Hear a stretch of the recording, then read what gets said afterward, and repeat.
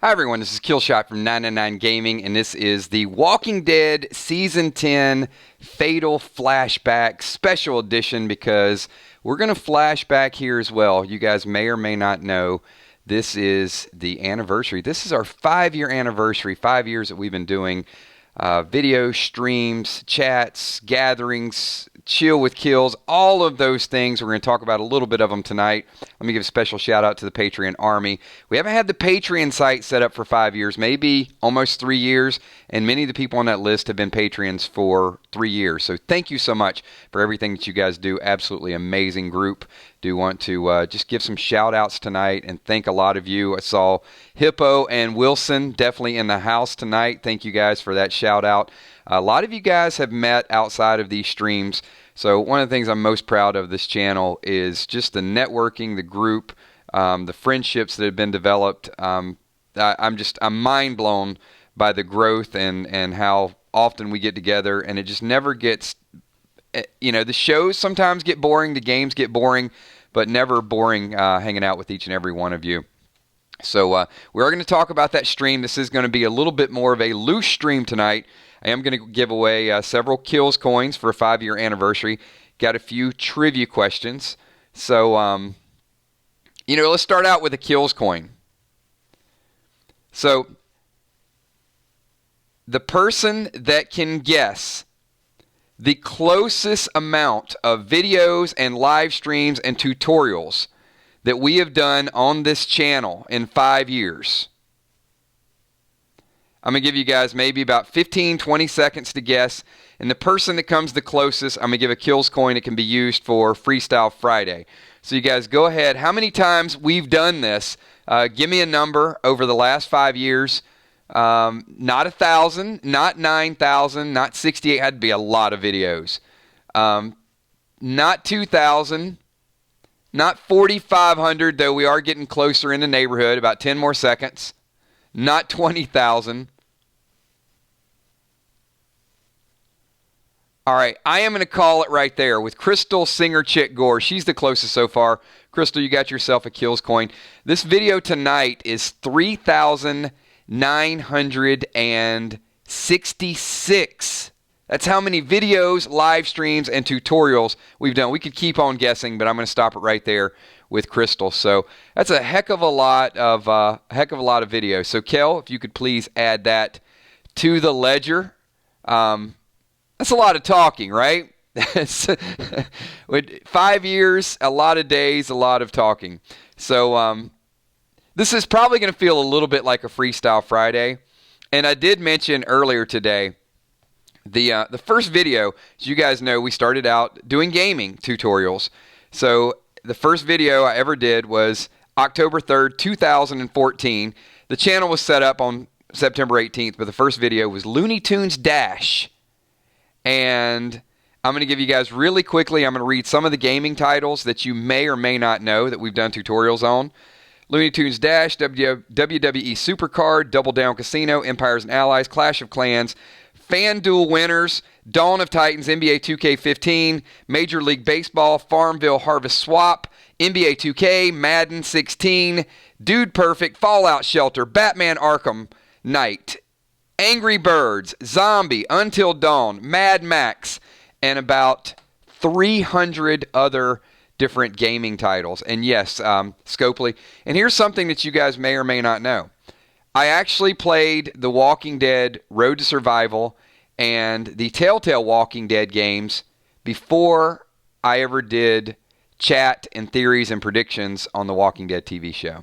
So I played the game for about 8 months before I ever got a forum together, and that's when we transitioned the channel. So that's a little bit of the history of the channel, and I'll give you guys some stats a little bit. We'll do a couple more trivia questions, but some really interesting numbers, hopefully. Well, I find them interesting. Maybe you guys will find them interesting as well. All right, so let's talk about some of the fatal flashbacks. Yes, over 30 million views. Absolutely, Julia. So you guys put it on the map. I know we don't talk about that a whole lot, but pretty amazing stuff.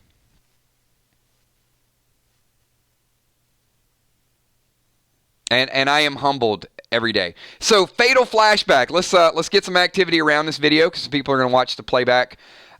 This particular picture I chose just goes to show, I know a lot of people are talking about the Saddiq and how we're probably going to see some torture scene, but there is some psychological torture that is going on as well. This particular image of Henry in the background shows that Carol just can't get the horror and the gruesome nature of what happened on that day out of her mind as well.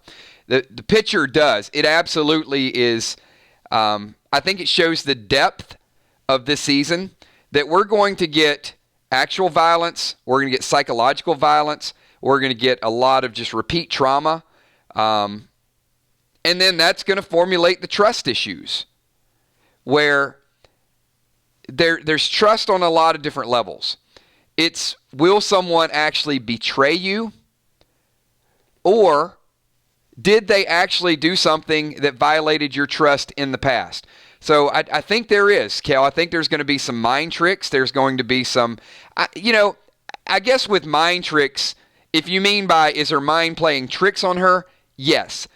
If you mean by, is this something that somebody is contributing to? I don't think so. I think this is all just going to be these jarring memories that people are going to run into. And I agree with that. Lynn Nesbitt says we're going to need a lot of therapy. And funny you bring that up, Lynn, because one of the things that we did when we started doing Walking Dead is we called our reaction videos therapy. And it caught on, where people would start to say, hey, Kills, we're going to need to talk about the show tonight. We're going to need some therapy. And we were one of the first to do Walking Dead reaction videos. So there's a lot of neat things that we did here before other people ever did it. And I'm not saying they were all my ideas. Many of them were your ideas. And we just thought it was a cool thing to get together where somebody says, hey, we're going to need some therapy after this. And then we just decided, well, let's get together and talk about it after the show. And a lot of people did not do that because they didn't want to compete with Talking Dead. So they would watch Talking Dead. We said, the heck with it. People can watch the playback of Talking Dead. Let's just get our group together and talk about it live. What is going on? And I'm going to ask all you guys, it seems like every time we get a video, we get like 25% hit the like button. Hit the like button, everybody. All right. I'm going to give away a Kills coin. We're going to take a few breaks throughout here. And the person that can tell me the first date, and you can be within a couple days, month, day, and year of the very first Walking Dead television show video that was posted on our channel.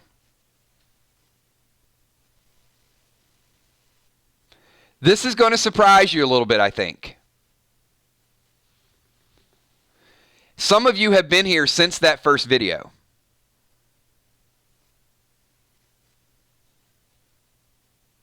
Don't have to be exact, but the person that is the closest. Julia says October 2016.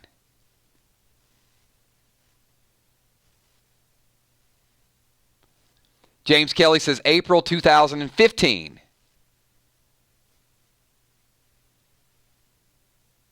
Amy says it was season 5, 2014. That is incorrect. Justin Barrett says June 2017. Not correct.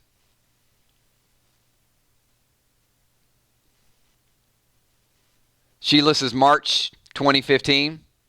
All right, nobody's even close on this, and I thought you guys might be a little bit off. March 31st, 2016 was the very first Walking Dead video that was posted.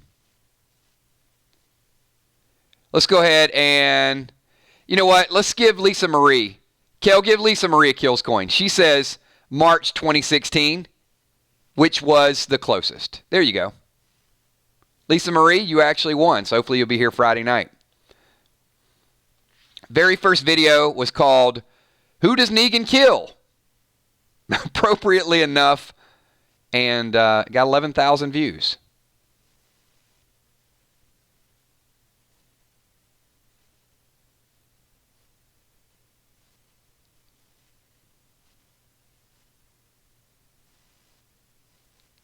Of course it was. But, Warmaker, the third video that I ever did for The Walking Dead was on April 6th, 2016, 1 week later, and got... Sit down for this one.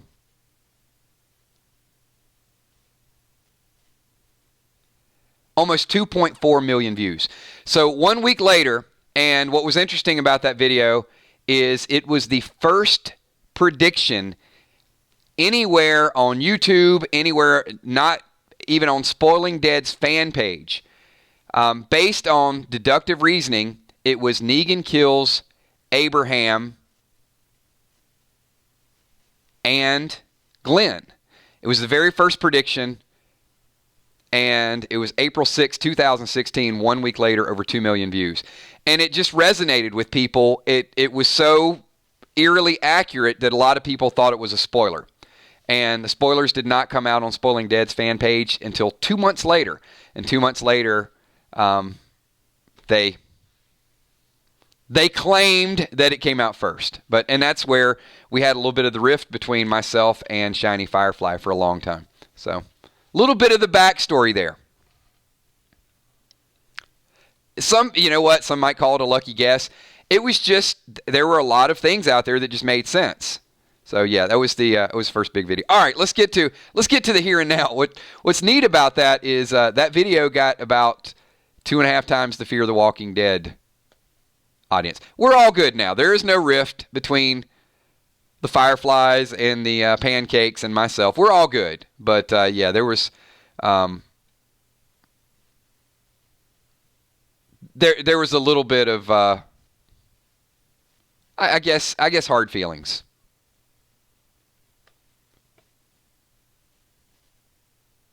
Drama. Yeah, maybe drama you would call it. And that was long before we did any live streams. And that's why I like doing the live streams now, because you can see the ideas just sort of manifest.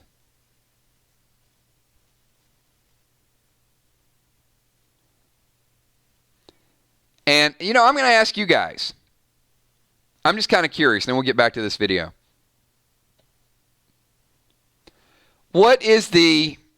Because many of you love to do Walking Dead predictions.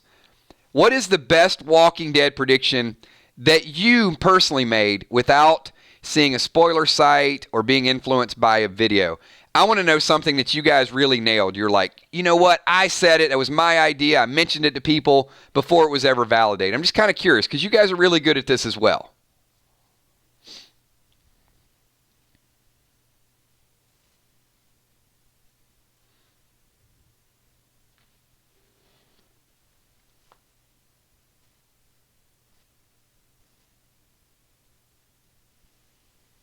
Rick was alive. Gila said that Glenn was a goner. Amy, Rick lives. Rick couldn't shoot. Yeah, that's good. The Rick living was pretty good. Glenn didn't die in a dumpster scene.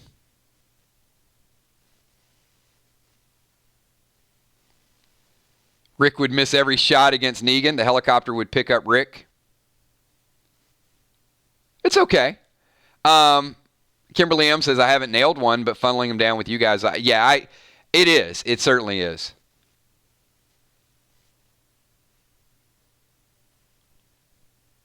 That RJ is real.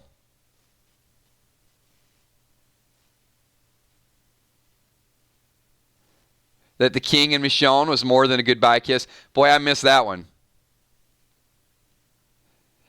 For all the ones I think that I've been extremely accurate on, yeah, I certainly missed that. I think it was just more I didn't want it to happen.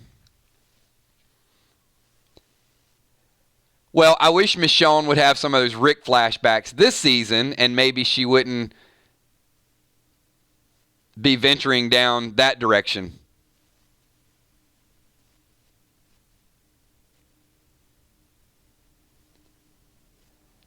Yeah, Heart of Nixie, we have not gotten the verdict yet on June doesn't die this season. I still have my fingers crossed. So flashbacks is certainly plural, and that's the way Angela Kang has discussed it. So we've talked about the Saddiq flashback and how we think that that's going to really, really paint it's going to add to the gruesome nature and the villain status of Alpha. It's going to give her like a whole new persona. Like, we know she's bad, but it's going to make us really feel how bad and how twisted she is. Because the voice was not real chilling. In fact, I think, I'm not very critical of The Walking Dead, but I do think that the show failed in the delivery of Alpha. Would you agree that the Alpha backstory and the Lydia interaction and the your people killed our people, there will be conflict, it didn't do it? You know, what was the moment in The Walking Dead where you started to feel Alpha's getting there? And maybe she's not there yet. Underwhelming. Where was the moment where you actually started to see it or started to feel it?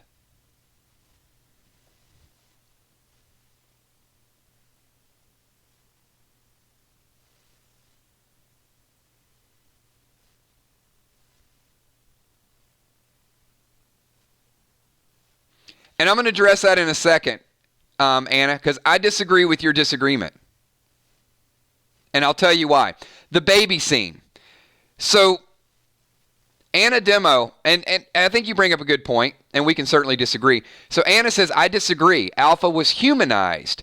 If you can humanize Negan, you can humanize Alpha. See, here's the reason why I disagree with that. Because Alpha is not human. Alpha is an animal. Alpha lives in the wild. Alpha wants to be that.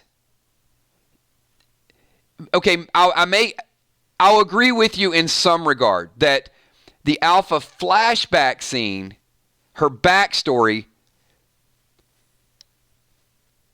there was a little bit of that, but keep in mind, it was a twisted backstory. So what we saw with Alpha was really her husband, and vice versa. So when we saw her, she was already insane, because that was through Lydia telling the story, and Lydia's basically been lied to and warped and tricked all of these years.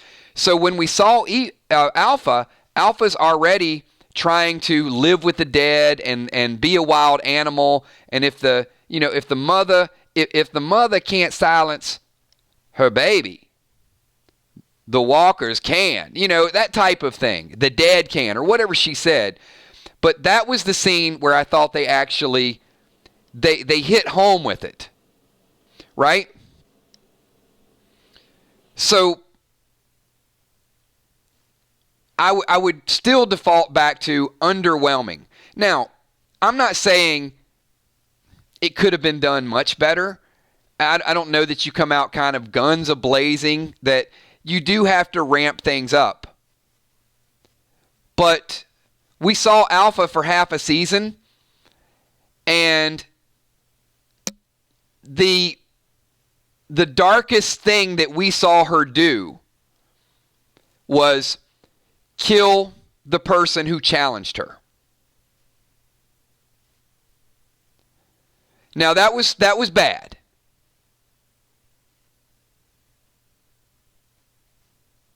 But yes, right, Amy, the trail ends here.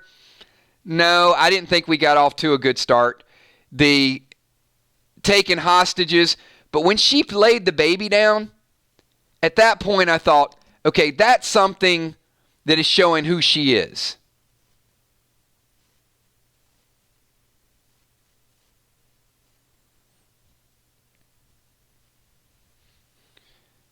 Now, I'm just going to put it out there.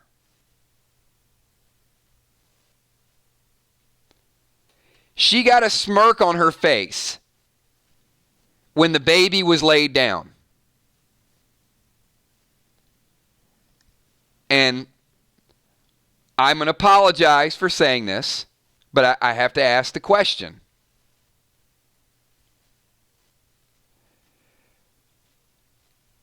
Was it a mistake to have Connie save the baby? Would that moment, if that baby would have died in that area, would that have given us that there would be no question? I'm talking strictly from a story standpoint. I'm not talking about how you feel about the baby. I'm saying if something would have happened to that baby, that would have pushed Alpha much further toward that, like, there's no doubt. Yeah, you're kind of missing a little bit of the point, Kel. It's not about, I'm not talking about Connie's character. I'm talking specifically with Alpha's character development. Julia says that would have sealed the deal. So, I agree. And Kel, that's my point. Kel says, I could not have watched the baby die. Exactly. That's exactly what I'm saying. Because here's what Alpha has done. She's got a list. I mean, let's think about what she's done. She laid the baby down, but we didn't see the baby die. Close call.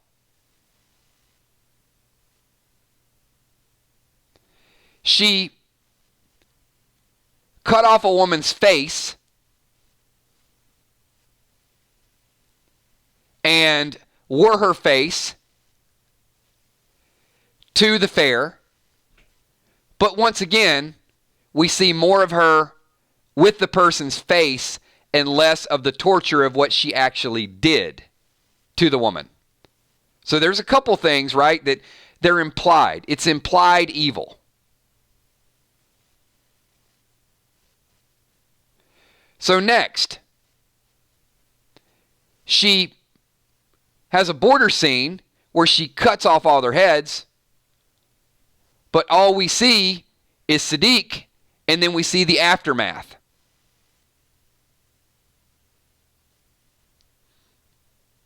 So the only thing we've really seen Alpha do at this point was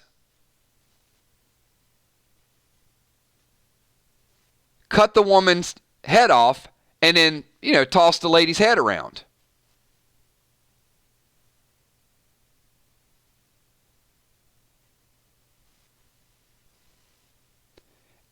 Anna, she actually had her hair. That was like the top of her scalp and her hat that she had there.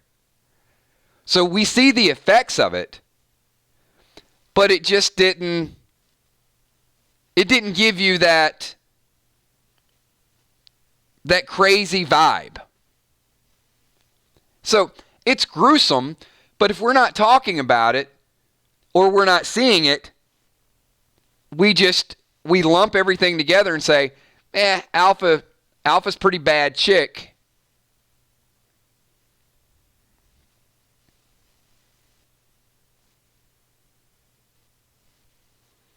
If I'm going to give you an example, okay? If we're going to compare Negan to Alpha, what was exactly, Tommy, seeing is believing? What is it that made it so hard to get over Negan?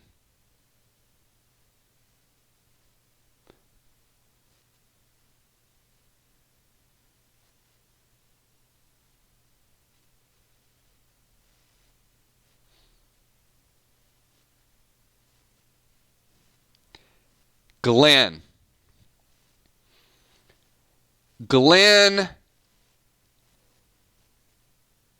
could not speak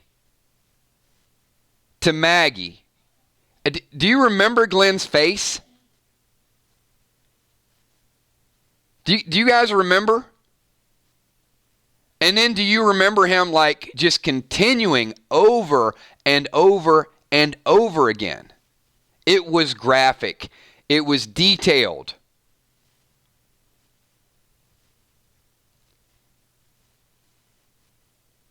I can't forget it either, and I've only seen it one time.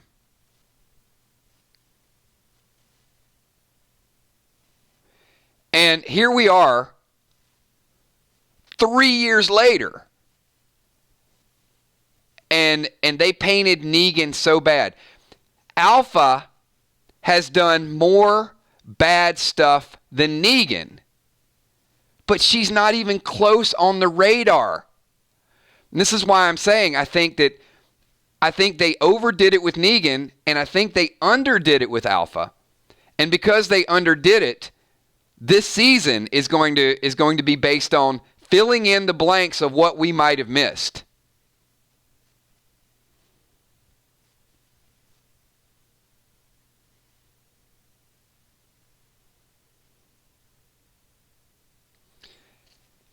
If we would have seen that group with Tara and Saddiq begging, not fighting, the way Saddiq told the story, they went out as heroes.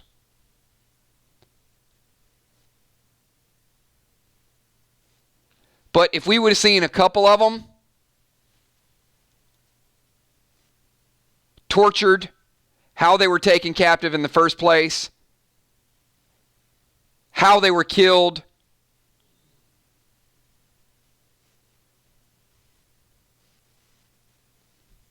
right. Grimes on the radio says, I can't imagine seeing the decapitations. I could not imagine seeing Eugene and Rosita beside Abraham, and his brains were all over the area, and they had to sit there all night long beside Abraham while Negan took Rick on an RV ride. And because of that episode, I felt like I was right there with them. I felt like we just watched this happen, and we've been sitting here for think about that for a minute.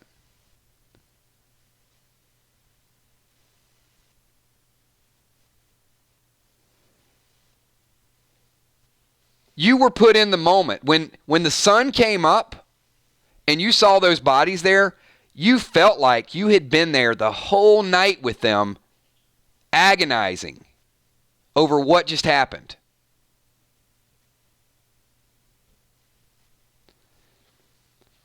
When Saddiq and Michonne and Daryl walked up the hill, I got a little bit of the feel, but I was more broken over the people that lost something than I was angry with the person that did it. I want that to sink in for a second here. When you saw the death of Abraham and the death of Glenn,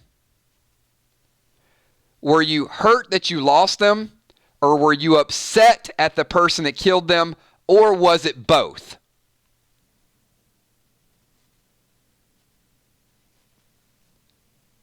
And I'm going to tell you, it was both, but I was more upset. If I had to tip the radar a little bit, it was like, look, I knew Abraham was gone. I knew he was leaving. I wasn't hurt over losing Abraham. But it was watching Negan dance around after he killed Glenn, putting that bat in Rosita's face after he killed Abraham. It was all of those antics that just kind of seared me. It just, I couldn't stand him. Like, who could do that?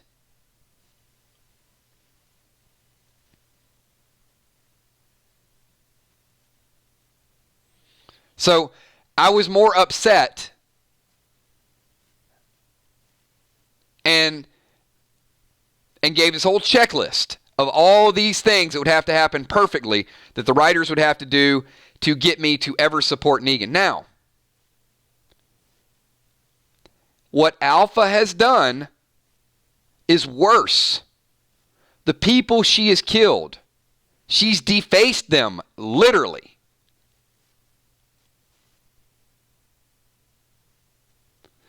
What she's already done is probably 3 times worse than what Negan's done.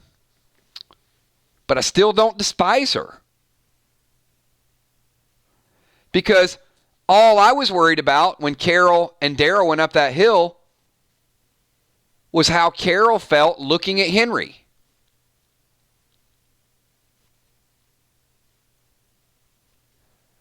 But if I would have saw Alpha torture that group, if I would have saw that smug smile on her face like she had when they put that baby down, if I would have saw her do that before somebody got decapitated that we knew, look, we saw somebody get decapitated, but nobody cared because it was one of her own.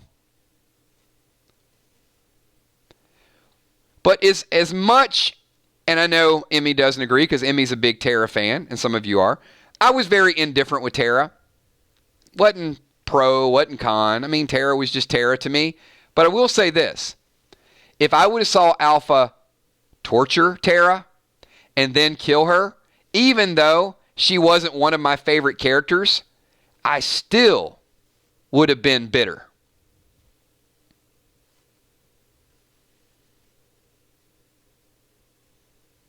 I'm going to give you one more example. How many people have either read the comics or have listened to some of my readings of the comics in the past?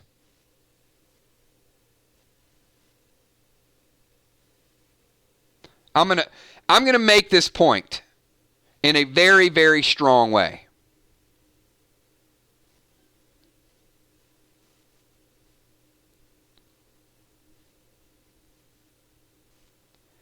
How many people agree that the governor is one of the most sick and twisted individuals in the history of the Walking Dead universe?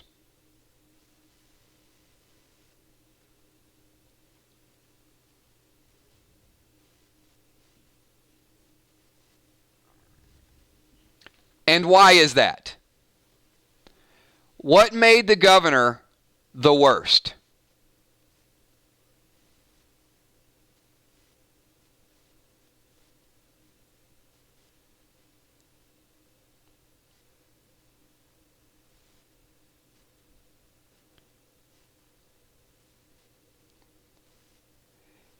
Because in the comics, and I could not even show this on the screen, in the comics, he had Michonne tied up and repeatedly sexually assaulted her and bragged about it.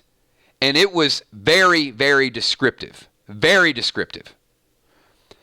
As twisted as 7-1 is on the TV show, what the governor did in the comics is by far the most twisted thing I have ever seen on the Walking Dead universe.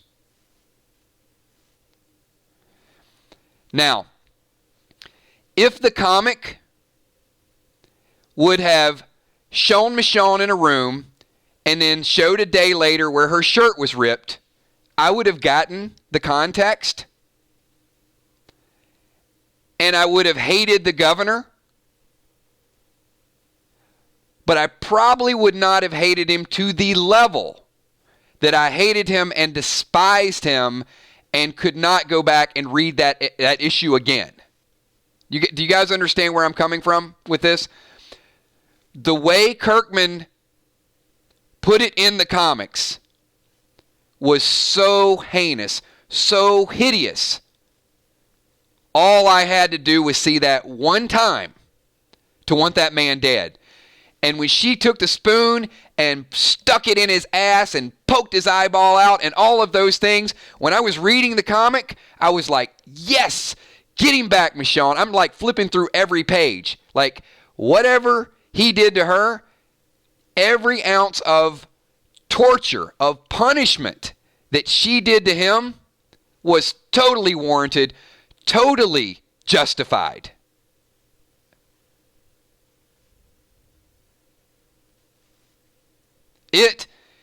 It was beyond imagination. It was brutal.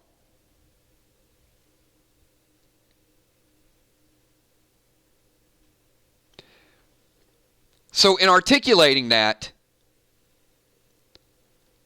what Alpha has done is not up to the level of the governor in the comic, and it is not up to the level of Negan on the TV show.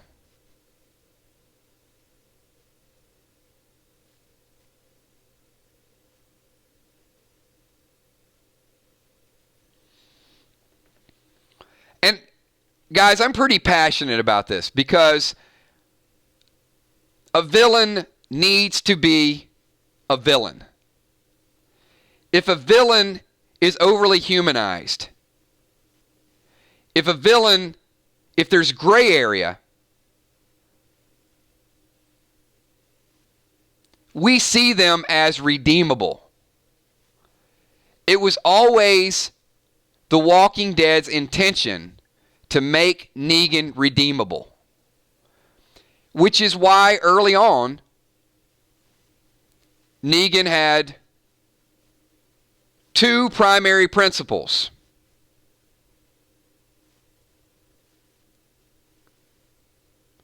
You don't sexually assault women, and you don't kill kids. Now, the kill kids was kind of an unwritten thing. It wasn't necessarily his rule, but it was something you could see that in him, that he had these attachments.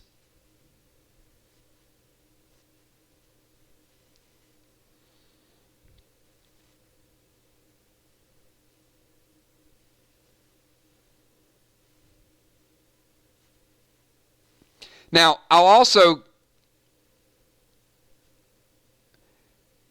attach a certain caveat to that concept, all right? In the comic,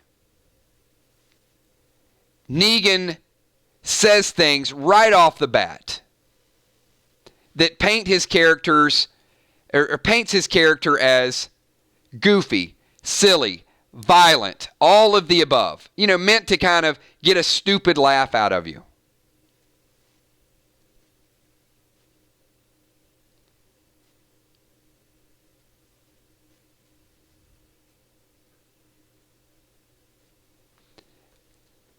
In doing so on the TV show, it didn't feel quite the same.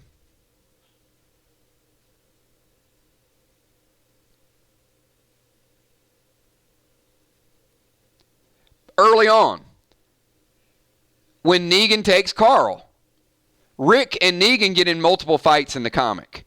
And one of them was, Rick's, "Where's my son?" And Negan makes a joke, and it was kind of like, "Oh, well, wait till you find out what I didn't do to your son. I didn't I didn't hurt him at all." And he does these things just to provoke Rick over and over and over again. And because of how they started out, and I think here's the problem. In the comic, right after Negan killed right after he killed Glenn, because Abraham died with the arrow. So, in the comic, he only kills Glenn. So in the TV show, he kills Glenn and Abraham. He puts the bat in Rosita's face. Tortures Daryl. Tortures Carl.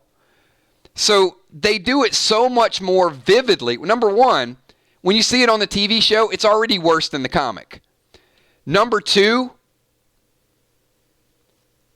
the way he killed and the way he continued to torture people over and over again, it was a long episode.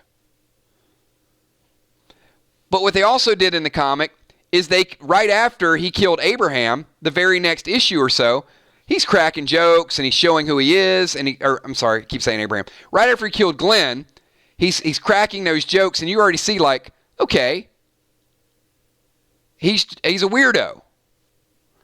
But in the TV show, they started telling all these other stories. And they got away from Negan. So we didn't see that immediate follow-up. It was about all these other groups and all these other stories they had to develop. So I think that's why some people struggled with season 7, because after the death, it was all over the place.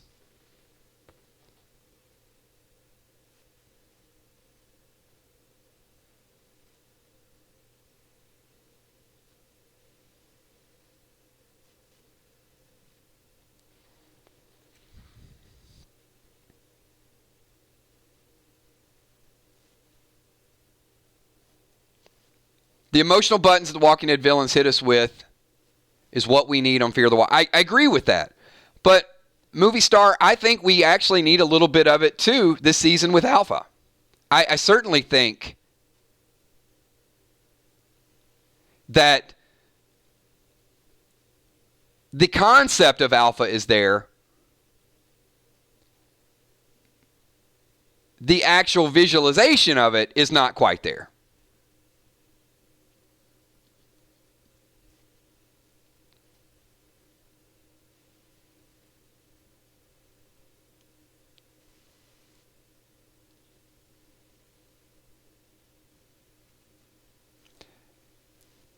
Now,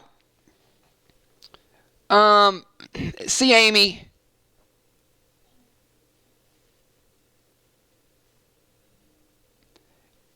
here's where I'm going to disagree.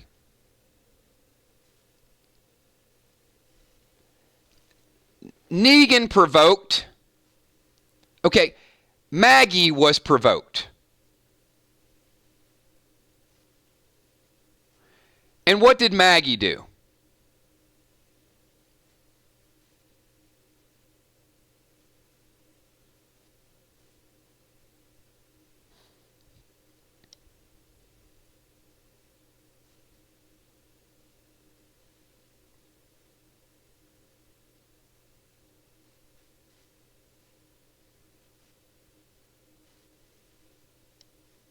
I'm going to wait for a few people to answer.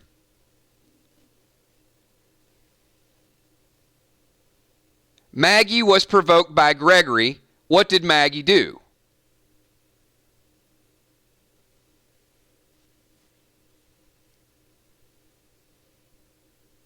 I kind of get the point, Amy, but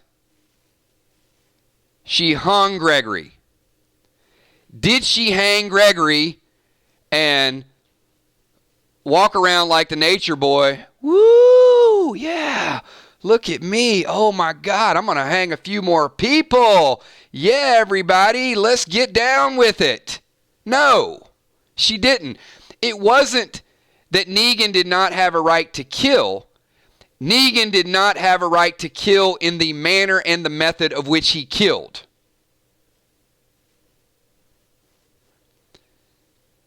That's what you can't validate. If you killed people, Negan had a right to respond. He didn't have a right to roll up in an RV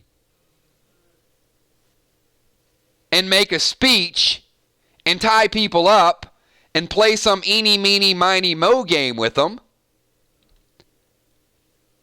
He could have gotten Rick together and said, hey, Rick, you killed 10 of my people. I got 10 people from Alexandria. Firing squad. Boom, boom, boom, boom, boom, boom, boom. Don't mess with me again, Rick Grimes, or this is what's going to happen. And then you let him go. You don't kneel down in front of Carl and torture Carl in front of his dad. You don't. You just don't. And The problem is the way it happened. It is the only thing.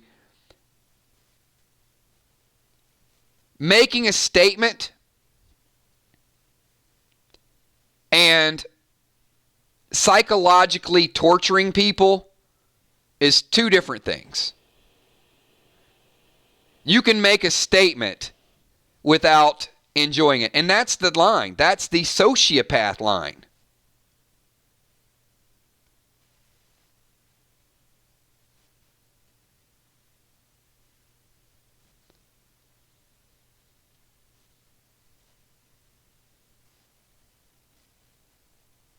Well, all right, but here's the thing, Marcia. And Marcia says, he wanted people to remember how bad he was.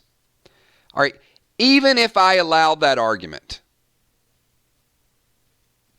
the problem I have with that argument is some of the same people that make that argument are also some of the same people that whine because Carl's no longer on the show.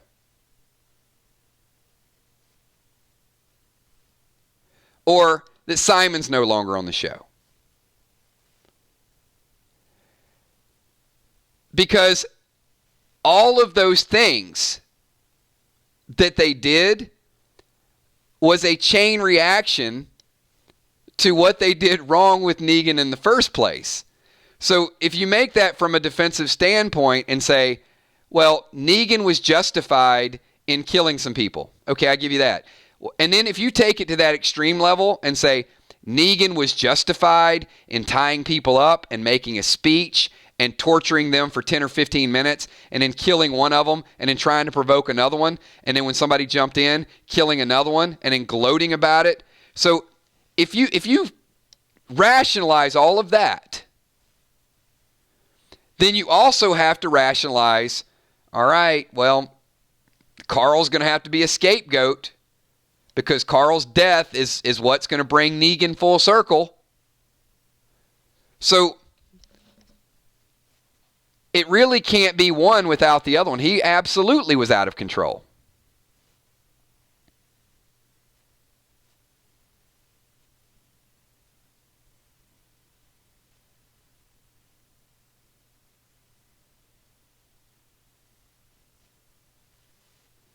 And if Negan was not charismatic, and if Negan did not show a little bit of interest in Rick's kids, most of you that like Negan probably wouldn't even care. If he had a bad attitude, and he continued to have a bad attitude, we probably wouldn't be having this justification conversation in the first place. So I certainly see how the writers twisted the audience. So here's my question, because hindsight is 20/20. All right. How many people are Negan fans? Just raise your hand. Show of hands. How many people support Negan? You believe in him? All of the above.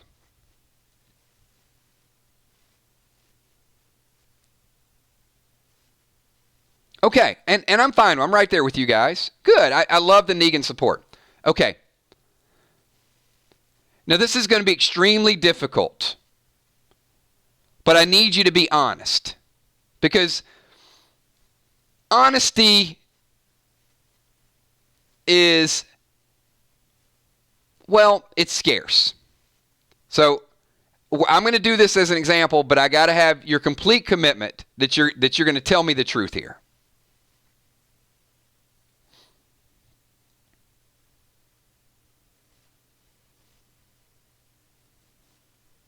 Okay. So when we did the video, the night you watched 7-1,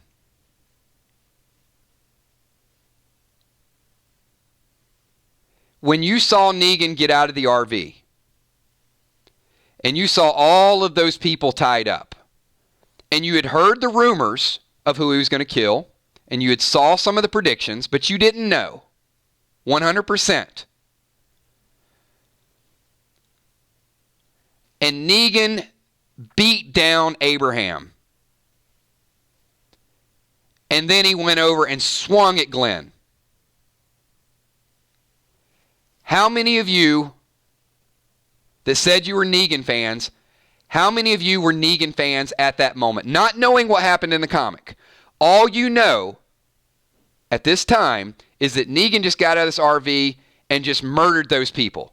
How many of you were Negan fans at that exact moment?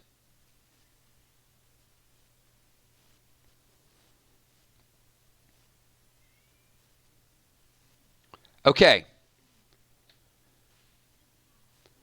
So here's my question. Almost everybody here says they hated him at that moment. Why are you defending his actions now and saying he was justified because he was provoked? He was the same amount of justified at that moment as he is later on when he's eating spaghetti, as he is later on when he kills somebody else.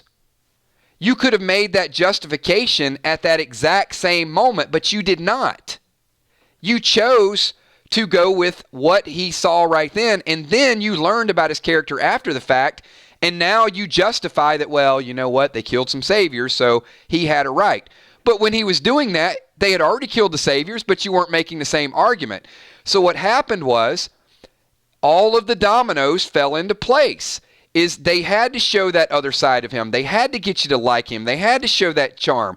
They had to make Carl's death be bigger than Carl. They had to do all of those things. So when we're here and we're continually making that argument, well, Negan, if you were a savior, you'd understand, or they killed a lot of saviors. 95% of our audience was not saying that the night of 7-1. They were saying exactly the opposite.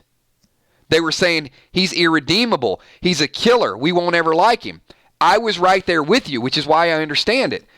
But shortly after, I did say, I don't ever see myself liking this character. I know what happens in the comic unless they do this, this, this, and this. And it will manipulate me to a point where I have no choice but to like this character, because would you rather be sided and on a team with Negan, now that we know what we know, or somebody that is even worse than Negan? And Alpha should be worse than Negan, but visually, she's not. Yet. And that's why I think the flashbacks are going to be such a big part of that. The writers wanted us to hate him, Wilson, and they accomplished that. But they dug a hole so deep that they had to sacrifice. And still to this day, I think Carl could still be on the show. I think Simon could still be on the show. I think those two characters were the biggest victims professionally because of the overdoing it on 7-1. Because they realized that, wow, we knew Negan was going to be bad, but he is so much worse on the TV show than he is in the comic. At least that's the way it felt, reading the comic and seeing it, because I saw the way it went down on the TV show. It was something that you weren't going to get over. Well, whether Simon deserved it or didn't deserve it is not the point. The point is, Simon could have been a great character to cross over to Fear the Walking Dead. But Negan had to do something. Simon had to go in and murder all of Alpha's people, and then Negan had to show, well, I'm not going to, Jadis's people, and Negan had to show, well, I'm not going to stand for that. I'm going to kill Spencer, which we knew he did. Now I'm going to kill Simon. Now we got to have the Carl death. So all of those things it took to get Negan to a spot now where probably 90% of the audience supports him. And it was a complete opposite 3 years ago. And I think that's going to be the power of these flashbacks. These flashbacks are almost going to be like a turbo boost to get Alpha up to that spot. It's implied who she is. It needs to be visual who she is. And the scene with Henry is a prime example of that. It's going to show Carol's psychological state, but it's also going to be a reminder of what Alpha did to him. I not only think, I could even see Carol visualizing what Alpha did to him, and that would be almost like a flashback. So that could be part of it. I could also, where Alpha's actually decapitating Henry, maybe Carol imagines that, so that could be part of it. And then Saddiq actually remembers it, which will be a big part of that as well. And those two things, the kind of things that they skipped over last season, I think they're going to revisit it because they're prime opportunities to make her the worst of the worst.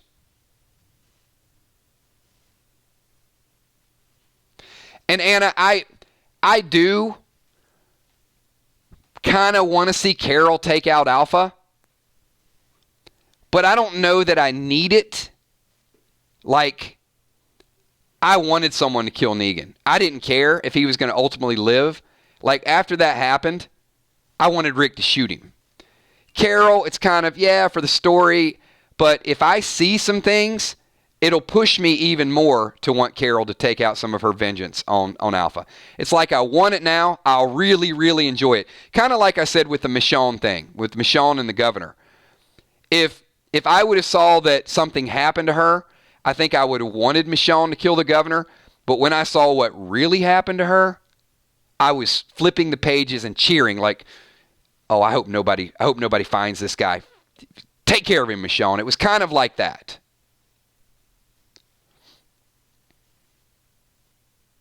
Just little things to sort of rile up our emotions.